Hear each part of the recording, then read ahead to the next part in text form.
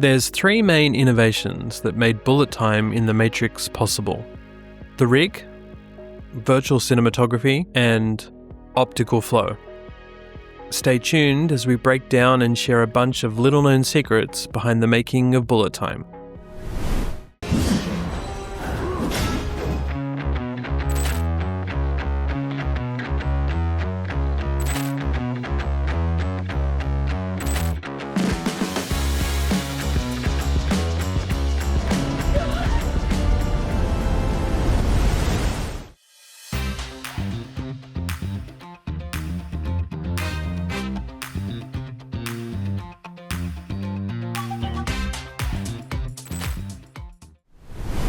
Firstly, what exactly is bullet time? Well, the directors of The Matrix, the Wachowskis, dreamt up bullet time as the slow-motion state that its protagonists, notably Neo, played by Keanu Reeves, enter, that enables them to literally dodge bullets.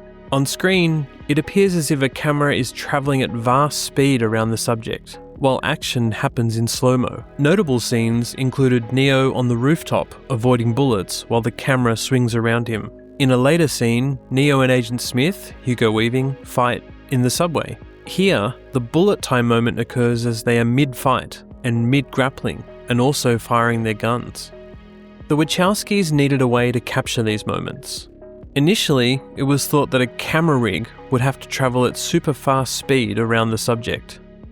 Instead, the filmmakers came to Mannix Visual Effects to find a solution.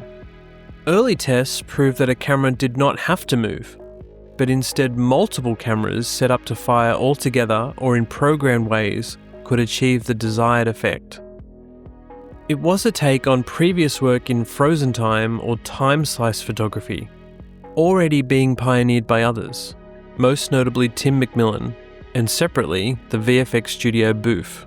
The team at Mannix was also inspired from early work going back to Douglas Trumbull's use of an overhead motion gantry. That all led to the rig. First, the VFX team pre-visualized the bullet time scenes with rough stunt performances and stand-in CG actors and sets. Then, a custom camera rig was built featuring an array of 120 independently triggered Canon still cameras. The rig was made by Innovation Arts.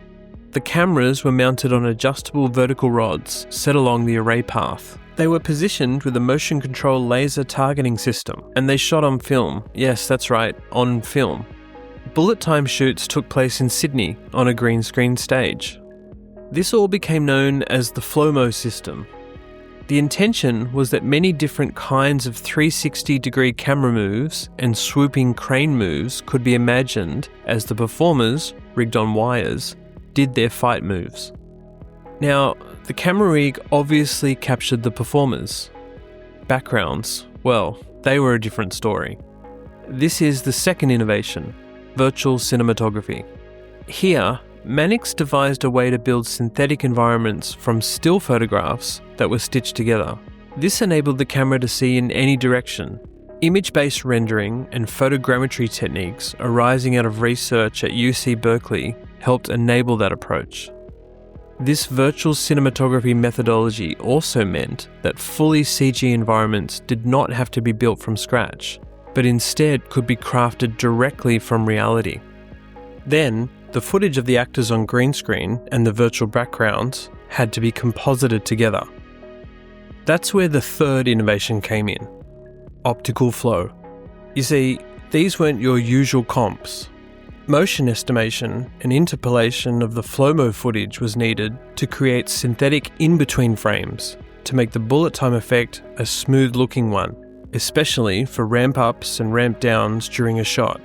Optical flow techniques had previously been utilised by Reallusion, the precursor studio to Mannix, to track pixels and paint strokes on What Dreams May Come. For The Matrix and bullet time, the idea was to fill in holes in the sequences and avoid what could have been a step printing look when a typical film clip is stretched. It was these innovations from Mannix that brought you the surreal, slow-mo, and super recognisable bullet time moments in The Matrix. John Gator, Yannick Searles, Steve Quartley, and John Dunn for The Matrix. The work was so innovative that it earned the VFX team an Academy Award. After the first Matrix, bullet time was taken to a new level with universal capture in the direct Matrix sequels. What you might not know is that the Wachowskis' Jupiter Ascending had planned to use a brand new type of bullet time, somewhat more like the volumetric capture we know today. Sadly, that didn't come to fruition. But on the fourth Matrix film, the visual effects team there experimented with underwater bullet time, which I think would have been very cool to see. And bonus factoid time. Did you know a bullet time rig was utilised for the 2000 IMAX doco, Michael Jordan to the Max? This was for a specific sequence in the film that captured one of Jordan's trademark slam dunks. This time, the rig was built in Chicago. Mannix then crafted a virtual basketball court and stadium and composited the bullet time plates of Jordan into the environment, all for the giant IMAX screen. And that's it for this look behind the scenes at bullet time. You can check out more about bullet time in my new book, Whoa, Great Moments in Effects History Volume 1, out now at Amazon. Finally, if you've enjoyed this video, please like and subscribe right here on YouTube. I'm Ian Fales. See you next week for another great moment in effects history.